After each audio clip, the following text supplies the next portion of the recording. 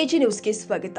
ಲೋಕಸಭಾ ಕ್ಷೇತ್ರದ ಸಂಸದರಾದ ವಿಶ್ವೇಶ್ವರ ಹೆಗಡೆ ಕಾಗೇರಿ ಅವರು ನಗರಿಗೆ ಪಕ್ಷದ ಕಾರ್ಯಕ್ರಮಕ್ಕಾಗಿ ಬಂದಿದ್ದ ಸಂದರ್ಭದಲ್ಲಿ ಪ್ರಯಾಣಿಕ ರೈಲು G+2 ಮನೆಗಳು ಹಾಗೂ ಗೃಹ ಮಂಡಳಿಯಿಂದ ನೀಡಬೇಕಾದ ಮನೆ ನಿವೇಶನದ ಬಗ್ಗೆ ಲಿಖಿತವಾದ ಮನವಿಯನ್ನ ಸಲ್ಲಿಸಲಾಗಿದೆ. ಉತ್ತರ ಕನ್ನಡ ಜಿಲ್ಲೆಯಲ್ಲಿಯೇ ಮೊದಲು ಪ್ರಯಾಣಿಕ ರೈಲು ಪ್ರಾರಂಭವಾಗಿದ್ದು, ದಾಂಡೇಲಿಯಲ್ಲಿ ಈ ಹಿಂದೆ ಸಾರ್ವಜನಿಕರ ಒತ್ತಾಯದ ಮೇರೆಗೆ ರೈಲು ಪ್ರಾರಂಭಿಸಲಾಗಿತ್ತು. ಆದರೆ ದೇಶದಲ್ಲಿಯೇ ಕೊರೋನಾ ವೈರಸ್ ಪ್ರಾರಂಭವಾಗಿದ್ದರಿಂದ ಎಲ್ಲ ಪ್ರಯಾಣಿಕ ರೈಲುಗಳನ್ನು ನಿಲ್ಲಿಸಲಾಗಿತ್ತು. ಕೆಲ ತಿಂಗಳ ನಂತರ ಹಂತವಾಗಿ ಪ್ರಯಾಣಿಕ ರೈಲು ಪ್ರಾರಂಭಿಸಲಾಯಿತು. ಆದರೆ ಇಲ್ಲಿಯ ತನಕ ದಾಂಡೇಲಿಯ ಪ್ರಯಾಣಿಕ ರೈಲು ಪ್ರಾರಂಭಿಸದೆ ಇರೋದ್ರಿಂದ ನಗರದ ವಿವಿಧ ಸಂಘ ಹಲವಾರು ಬಾರಿ ಮನವಿ ಹಾಗೂ ಪ್ರತಿಭಟನೆ ನಡೆಸಲಾಯಿತು. ಈಗಾಗಲೇ ರೈಲು ನಿಲ್ದಾಣದ ವಿದ್ಯುತೀಕರಣ ಪ್ಲಾಟ್ಫಾರ್ಮ್ ಕೆಲಸ ಸಂಪೂರ್ಣವಾಗಿ ಮುಗಿದಿರುತ್ತೆ. ಮನವಿ ಸ್ವೀಕರಿಸಿ ಕಾಗೇರಿ ಅವರು ಈಗಾಗಲೇ ರೈಲ್ವೆ ಮಂತ್ರಿಯಾದ ವಿ ಸೋಮಣ್ಣ ಅವರು ರೈಲ್ವೆ ಇಲಾಖೆ ಹುಬ್ಬಳ್ಳಿಯಲ್ಲಿ ಕರೆದ ಸಭೆಯಲ್ಲಿ ನಾನು ಉಪಸ್ಥಿತನಿದ್ದೆ. ಅಲ್ಲದೆ ಕೇಂದ್ರ ಸಚಿವರಾದ ಪ್ರಹ್ಲಾದ್ ಜೋಶಿ ಅವರು ಕೂಡ ಉಪಸ್ಥಿತರಿದ್ದು ದಾಂಡೇಲಿಯ ಪ್ರಯಾಣಿಕ ರೈಲು ಪ್ರಾರಂಭಿಸುವ ಬಗ್ಗೆ ಚರ್ಚೆ ನಡೆಸಲಾಗಿದೆ. ಆದಷ್ಟು ಬೇಗ ಪ್ರಯಾಣಿಕ ರೈಲನ್ನ ಪ್ರಾರಂಭಿಸಲು ಸೂಕ್ತ ಕ್ರಮ ಕೈಗೊಳ್ತೀನಿ ಅಂತ ಭರವಸೆ ಕೊಟ್ಟಿದ್ದಾರೆ. ಅವರು ಹಣ ತುಂಬೋದು ಏನು ತೊಂದರೆ ಕೊಡಕು ಅದು ಇದು ಹೇಳ್ತಿದ್ದಾರೆ. ಬಟ್ ಅದೆಲ್ಲ ಏನೇ ಇದ್ರು ನೂರ ಕೊಟ್ಟಿದ್ದಾರಲ್ಲ, ಉಳಿದಿದ್ದೆಲ್ಲ ಬೇಗ ಹ್ಯಾಂಡ್ ಓವರ್ ಮಾಡಲಿಕ್ಕೆಲ್ಲ ಕ್ರಮ ತಗೋಬೇಕು ಅಂತೆಲ್ಲ ಹೇಳಿದ್ದೀನಿ ನಾನು. ಬಟ್ ಅದನ್ನ ಸ್ವಲ್ಪ ಕಾಂಪ್ಲಿಕೇಟೆಡ್ ಇದೆ ಅಂತ ಹೇಳ್ತಿದ್ದಾರೆ ಅವರು. ಫಲಾನುಭವಿಗಳು ಇರೋದ್ರಿಂದ ಸೆಂಟ್ರಲ್ ಫಂಡ್ ಆಲ್ರೆಡಿ ಬಂದಿದೆ, ಸ್ಟೇಟ್ ಫಂಡ್ ಬಂದಿದೆ. ಆದ ನಂತರ ಫಲಾನುಭವಿಗಳು 840 ಜನ 50,000 70,000 ಸುಮಾರು 9 ಕೋಟಿ ತುಂಬಿದ್ದಾರೆ. ಯಾವಾಗ ನಮ್ಮ ಮನೆ ರೆಡಿ ಮಾಡಿ ಹ್ಯಾಂಡ್ ಓವರ್ ಮಾಡ್ತಾರೆ ಆಮೇಲೆ ನಮಗೆ ಲೋನ್ ಮಾಡ್ಬೋದು. ಅದು ಮನೆ ಹ್ಯಾಂಡ್ ಓವರ್ ಆಗೋರಿಗೆ ಲೋನ್ ಮಾಡಲಿಕ್ಕೆ ಆಗಿಲ್ಲ. ಈಗ ಏನು ಮಾಡಿದ್ದಾರೆ ಈಗ ಹೇಳ್ತೀನಿ ಸುನೀಲ್, ಇದನ್ನು ನೀವು ಮಾಡಿ. ಈಗ ಈ 108 ಮನೆ ಕಂಪ್ಲೀಟ್ ಮಾಡಿದ್ದಾರೆ ಹೌದಲ್ಲ? ಈಗ ಇದ್ರ ಮೇಲೆ ಲೋನ್ ಮಾಡೋದು, ಇದ್ರ ಮೇಲೆ ಲೋನ್ ಮಾಡಿ ಈ ಲೋನ್ ಮೇಲಿಂದ ಉಳಿದಿದ್ದನ್ನ ಮುಗಿಸೋರು ಮತ್ತೆ ಅದು ಕೊಡೋದು ಮತ್ತೆ ಅದ್ರ ಮೇಲೆ ಅಂದ್ರೆ ಈ ಹಿಂಗೇನೋ ಪ್ಲಾನ್ ಮಾಡ್ಕೊಂಡಾರ ಅವರು. ಬಟ್ ನನಗೆ ಅವತ್ತು ರಿವ್ಯೂ ಮೀಟಿಂಗ್ ನಲ್ಲಿ ಅನ್ಸಿದ್ದು ಇದು ಕಾಂಪ್ಲಿಕೇಟ್ ಮಾಡಿ ಹಾಕ್ತಾರೆ, ಜನರಿಗೆ ಸಮಸ್ಯೆ ಮಾಡಿ ಹಾಕ್ತಾರೆ ಅನ್ನೋದು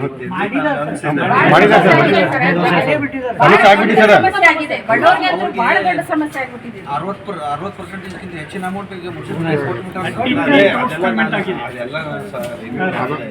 ರಿವ್ಯೂ ಮಾಡಿರೋದ್ರಿಂದ ನಾನು ಇಷ್ಟು ಹೇಳ್ತಿದ್ದೇನೆ. ಇದ್ರ ಮೇಲೆ ಈಗ ಲೋನ್ ಮಾಡೋರು ಸರ್ ಈಗ ಲೋನ್ ಮಾಡಿ ಯಾವಾಗ ಕೊಡೋರು ಸರ್? ಈಗ ಆಲ್ರೆಡಿ ನಾನು ಅದಕ್ಕೆ ರಿವ್ಯೂ ಮಾಡಿದ್ದು ಮೊನ್ನೆ ಮಾಡಿ ಮಾತಾಡಿದ್ದೇನೆ. DCPO ಎಲ್ಲರೂ ಇದ್ರು, ಸಂಬಂಧಪಟ್ಟ ಎಲ್ಲ ಅಧಿಕಾರಿಗಳು ಇದ್ರು. ಈಗ ಇದಕ್ಕೆ ಅವರು ಹೇಳೋ ಪ್ರಕಾರ ಮಾಡಿದ್ರೆ ಇದು ತಕ್ಷಣ ಬಗೆಹರಿಯೋ ಯಾವ ಲಕ್ಷಣ ಕಾಣೋದಿಲ್ಲ. ಹಾಗಾಗಿ ನಾನು ಸರ್ಕಾರದಲ್ಲಿ ಮಾತಾಡಿ ಏನು ಮಾಡ್ಬೋದು ಅಂತ ಸೆಕ್ರೆಟರಿ ಲೆವೆಲ್ನಲ್ಲಿ ಮಾತಾಡ್ತೀನಿ. ಜನರ ಪರವಾಗಿ ಜನ ಏನು ಲೋನ್ ತೆಗೆದು ತುಂಬುದಿದೆ, ಇದಕ್ಕೆ ಸರ್ಕಾರ ಗ್ಯಾರಂಟಿ ಅಥವಾ CMC ಗ್ಯಾರಂಟಿ ಆದರೆ ಅವ್ರು ಲೋನ್ ಕೊಡ್ತಾ ಇದ್ದೀವಿ. ಅದೇ ಹಾಗಿದ್ದೇನಾದ್ರು ಮಾಡಿಸೋಣ. ಫಲಾನುಭವಿ 60 ವರ್ಷ ಮೇಲ್ಪಟ್ಟಿದ್ದು ಸರ್, ಅದು ಗೌರ್ಮೆಂಟ್ ಕ್ಯಾಬಿನೆಟ್ ಗ್ಯಾರಂಟಿ ದಿಯೇ ಹೋಗ್ತಾ ನಾನು ಅದನ್ನು ಮಾತಾಡಿ ಹೇಳ್ತೀನಿ. ಈಗ ನನಗೆ ಸಮಸ್ಯೆ ಗೊತ್ತಿದೆ. ಈ ಸಮಸ್ಯೆ ಬಗ್ಗೆ ಈಗ ಒಂದು ವಾರನೂ ಆಗಿಲ್ಲ. ನಾನು ಜಿಲ್ಲಾಧಿಕಾರಿಗಳ ಕಚೇರಿಯಲ್ಲಿ ಮಾತಾಡಿ ನಾನು ಹಾಗಾಗಿ ಅದಕ್ಕೆ ಮುಂದುವರೆದ ಭಾಗವಾಗಿ ನಾನು ಏನು ಮಾಡ್ಬೋದು, ಇವತ್ತು ನಾನು ಬೆಂಗಳೂರಿಗೂ ಹೋಗ್ತೀನಿ. ನಾನು ನಾಳೆ ಅಲ್ಲಿ ಸಂಬಂಧಪಟ್ಟವ್ರಿಗೆಲ್ಲ ಬಂದು ಮಾತಾಡ್ತೀನಿ. ಇದು ಒಂದನೇದು. ಎರಡನೇದು ನಿಮ್ದು ರೈಲಿಂದ ಏನು ಬೇಡಿಕೆ ಇದೆ, ಇದು ರೈಲಿಂದು ಒಂದು ನಿಮಿಷ. ಸೋಮಣ್ಣ ಅವರು, ಪ್ರಹ್ಲಾದ್ ಜೋಶಿ ಅವರು, ನಾನು ಇಲ್ಲಿ ಹುಬ್ಬಳ್ಳಿಯಲ್ಲೇ ಮೀಟಿಂಗ್ ಮಾಡಿದ್ದೀನಿ. ಮೀಟಿಂಗ್ ಮಾಡಿದಾಗಲೂ ಸ್ವತಃ ಸೋಮಣ್ಣ ಅವರು, ನಮ್ಮ ಕೇಂದ್ರ ಸಚಿವರು ನಿರ್ದೇಶನ ಕೊಟ್ಟಿದ್ದಾರೆ. ಅಲ್ಲಿ 2 ಸಮಸ್ಯೆ ಬಂದಿದೆ. ಒಂದು, ಬೆಂಗಳೂರಿಂದ ಬರೋ ಟ್ರೈನು ಈಗ ಅದೆಲ್ಲೋ ಅಲ್ಲಿ ಮುಂದೆಲ್ಲೋ ನಿಲ್ಲಿಸ್ತಾರೆ. ಹುಬ್ಬಳ್ಳಿಯಿಂದ ಮುಂದೆ ತಂದು ಎಲ್ಲೋ ನಿಲ್ಲಿಸ್ತಾರೆ, ನಿಲ್ತೈತೆ ಅಲ್ಲಿ. ಬಟ್ ಅವ್ರು ಹೇಳೋದೇನು ಅಂದರೆ ನಮ್ಗದು ಕ್ಲೀನಿಂಗು, ಸರ್ವೀಸು, ಅದು ಇದು ವಾರದಲ್ಲಿ 3 ದಿನ ಅದು ಏನೇನೋ ಮಾಡಬೇಕಾಗುತ್ತೆ. ನಮ್ಗೆ ಅದನ್ನು ಕಳಿಸೋದು ಪ್ರಾಬ್ಲಮ್ ಮಾಡ್ಬೋದು. ಅದಕ್ಕೆ ಆಲ್ಟರ್ನೇಟಿವ್ ಏನು ಹೇಳಿದ್ವಿ ಅಂದರೆ, ನಾವು ಈ ಸೊಲ್ಲಾಪುರದಿಂದ ಯಾವುದೋ ಒಂದು ಟ್ರೈನ್ ಬಂದು ನಿಲ್ಲುತ್ತೆ.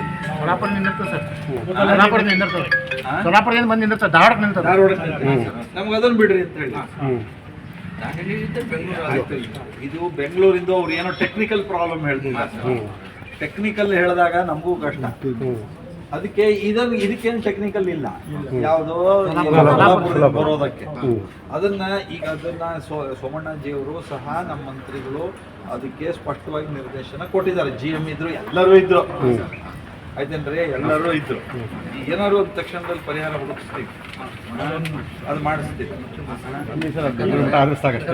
ಎರಡು ಒಂದೇ ಸರ್. ಇಲ್ಲಿಂದ ಬಸ್ಸಿಗೆ ಹುಬ್ಳಿಗೆ ಹೋಗ್ಬೇಕಾದ್ರೆ 120 ರೂಪಾಯಿ ಗೊತ್ತರೆ ನೀವು ಉಳಿದಿದ್ದ 25 ರೂಪಾಯಿ. ಈಗ ಉಳಿದಿದ್ದೆಲ್ಲ ನಂಗೆ ಗೊತ್ತಿದೆ. ಈಗ ನಾನು ಇಷ್ಟೆಲ್ಲ ನಾನು ಪ್ರಯತ್ನ ಮಾಡ್ತಿರೋದ್ರಿಂದ ಕೋವಿಡ್ ಟೈಮಿಂದ ಬಂದಿದೆ ಸರ್. ಕೋವಿಡ್ ಬಂದಿದೆ. ಇದೆಲ್ಲ ಇದು ಗೊತ್ತಿದೆ. ಅದು ಒಂದು ಸ್ವಲ್ಪ ಇದು ಯಾವ್ದು? ಇದು ಬೇರೆ. G+2 ಬೇರೆ, ಲ್ಯಾಂಡ್ ಕೊಡೋದು ಬೇರೆ. ಏನಿದು? ಸುಮಾರು 3,406 ಜನರಿಂದ ಅರ್ಜಿ ತಗೊಂಡು ಅಡ್ವಾನ್ಸ್ ದುಡ್ಡು ತಗೊಂಡು. ಈಗ ಮಧ್ಯಮ ವರ್ಗಗಳಿಗೆ ಹೌಸಿಂಗ್ ಎಷ್ಟು ತಗೊಂಡ್ರು advance? 1,000 1,000 application charge. ಅಪ್ಲಿಕೇಶನ್ 11 ವರ್ಷದಿಂದ ತಗೊಂಡು ಆ ಟೈಮ್ದಲ್ಲಿ ಲ್ಯಾಂಡ್ ಸಹ ರಿಸರ್ವ್ ಇತ್ತು. 10 ಎಕರೆ ಲ್ಯಾಂಡ್ ಇಲ್ಲೇ ದಾಂಡೇಲಿಯಲ್ಲಿ ಕುಲಕರ್ಣಿ ಹಾಸ್ಪಿಟಲ್ ಹಿಂದೆ ಬಂದಿದೆ. ಅದಕ್ಕೆ ಏನಂತಾರೆ ಏರಿಯಾ? ವಿಜಯನಗರ. ಈ ನಮ್ಮ ಗಾಂಧಿನಗರದಲ್ಲಿ ಸ್ಮಶಾನಕ್ಕೆ ಅದಕ್ಕೆ ಇದಕ್ಕೆ ಇಟ್ಟು ಜಾಗ ಎಲ್ಲ ಅದೆಲ್ಲ ಸರ್ ಅತಿಕ್ರಮಣ ಆಗ್ತಾ ಇದೆ ಸರ್. ಅದು ಯಾರು ಕೇಳ್ತಾ ಇಲ್ಲ. ಏನಾಗಿದೆ ಸರ್, ತಾಲೂಕಾ ಪ್ಲೇಸ್ ಆಯಿತು, ಜನವಸತಿ ಹೆಚ್ಚಿಗೆ ಆಗಿದೆ, ಲ್ಯಾಂಡ್ ಕಡಿಮೆ ಆಗಿದೆ. ಇವರು ಎಕ್ವಿಸಿಷನ್ ಹೊರಗಡೆ ಎಲ್ಲರೂ ಮಾಡಬೇಕಿತ್ತು. ಇದು ಮಾಡಿಕೊಂಡ್ರೆ ಆಗ್ತದೆ. ಇಲ್ಲ ರೆಗ್ಯುಲರ್ ಫಾರೆಸ್ಟ್ ಏನಿದೆ ಅಲ್ಲ, ಅದರಿಂದ ಇವ್ರು ಪರ್ಮಿಷನ್ ತೊಗೊಂಡು ರೆಗ್ಯುಲರ್ ಕಟ್ ಡೌನ್ ಮಾಡಿಬಿಟ್ರೆ ಬೇರೆ ಇಲ್ಲಿ ಇದು ಮಾಡ್ಲಿಕ್ಕೆ ಜಾಗ ಇಲ್ಲ. ಅತಿಕ್ರಮಣ ಮಾಡ್ತಾ ಇಲ್ಲ, ದುಡ್ಡು ಮಾಡ್ತಾ ಇಲ್ಲ. ಈಗ ಏನು ಅವ್ರು 10 ಎಕರೆ ರಿಸರ್ವ್ ಮಾಡಿದಾರಲ್ಲ, ಅದು ಖಾಲಿ ಐತೇನು? ನಿಮ್ಮ ಹತ್ರ ಅರ್ಜಿ ತಗೊಂಡ್ಮೇಲೆ ಅವ್ರು ಡಿಮಾಂಡ್ ಸರ್ವೆ ಅಂತೆಲ್ಲ ಮಾಡಿ ಅರ್ಜಿ ತಗೋತಾರೆ. ಈಗ ಅರ್ಜಿ ತಗೊಂಡ್ಮೇಲೆ ನೆಕ್ಸ್ಟ್ ಪ್ರೊಸೆಸ್ ಏನಾದ್ರು ಮಾಡಿದ್ದಾರೆ? ಏನಾಯ್ತು ಸರ್, ಹಳೆಯಾಳದಲ್ಲೂ ಸೇಮ್ ಮಾಡಿ. ಹಳೆಯಾಳದಲ್ಲಿ ಕೆಲವು ಲ್ಯಾಂಡ್ ಎಕ್ವಿಸಿಷನ್ ಏನು ಮಾಡಿದ್ರಲ್ಲ, ಆ ಸಂದರ್ಭದಲ್ಲಿ ನಾವು ಸರ್ಕಾರಿ ಮಂತ್ರಿ MLA ಇದ್ದಾರೆ, ಅದು ನಮ್ಮ ಸಣ್ಣ MLA ಸಂಬಂಧ ಅವ್ರ ಫ್ರೆಂಡ್ಸ್ ಇರುವುದರಿಂದ ಅದನ್ನ ಸ್ಟಾಪ್ ಇಟ್ಟರು. ಅದು ಕೂಡ ಇದು ಸ್ಟಾಪ್ ಆಗುತ್ತೆ. ನನಗೆ ಇದ್ರ ಬಗ್ಗೆ ನಾನು ಹೊಸದಾಗಿಂದ ಇವ್ರೇನ್ ಹೇಳ್ತಾ ಇದ್ದಾರೆ, ಈಗ 3,006 ಅರ್ಜಿ ಇದೆ, 10 ಎಕರೆ ಮಾಡಿದ್ರು, 3,000 ಅಲ್ಲ, ಅದನ್ನ ಅಲ್ಲಿ ಈ ಅಪಾರ್ಟ್ಮೆಂಟ್ ಹೆಂಗ್ ಕಟ್ತಾರಲ್ಲ ದೊಡ್ಡ ದೊಡ್ಡ, ಈಗ ಗುಡಿ ಶೋಭಾ ಅಪಾರ್ಟ್ಮೆಂಟ್ ಹೆಂಗ್ ಹಂಗೆ ಕಟ್ಟಿ ಕೊಟ್ರೆ ಆಗೋದು. ನಮ್ಮಲ್ಲಿ 2 BHK 3 BHK ಮಾಡಿದ್ದಾರೆ. ಕನ್ನಡಿಗರ ಮೆಚ್ಚಿನ ನಿಮ್ಮ AJ 24/7 ನ್ಯೂಸ್ ಕನ್ನಡ ವಾಹಿನಿ ಇದೀಗ ಟಿವಿಯಲ್ಲಿ ಲಭ್ಯ. ಒಂದು ವೇಳೆ ನೋಟಿಸ್ ಕೊಟ್ಟಿದ್ರೆ ವಾಪಸ್ ತಗೋತೀವಿ. ಇವತ್ತು ವಕ್ಫ್ ಪ್ರಾಪರ್ಟಿ ಅಂತೇಳಿ ಬರ್ತದೆ ಅಂತ ಹೇಳಿದ್ರೆ ರೈತರ ಬೀದಿಗೆ ಬಂದು ಏನ್ ಮಾಡ್ಬೇಕಾಗತ್ತೆ? ಯಾರು ವೋಟ್ ಹಾಕಲಿಲ್ಲ ಅಂದ್ರೆ ಗ್ಯಾರಂಟಿನೆಲ್ಲ ಸ್ಟಾಪ್ ಮಾಡ್ಬಿಡ್ತೀವಿ.